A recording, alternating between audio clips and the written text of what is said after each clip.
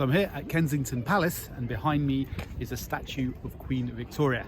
Queen Victoria was born here in 1819 and she ascended the throne in 1837. So her childhood, her formative years, was spent in this palace, Kensington Palace. You can't go inside there and take videos, so hence I'm doing it outside. But you see the room in which she was born, her playrooms and her offices.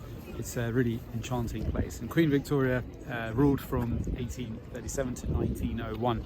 So an extensive period where she oversaw many scientific, economic and industrial revolutions. Photography came through there, and then the railways. And then of course she became Empress of India when the ownership of India was transferred to the crown after the uprising in the 1850s, I think. But she never actually set foot in India.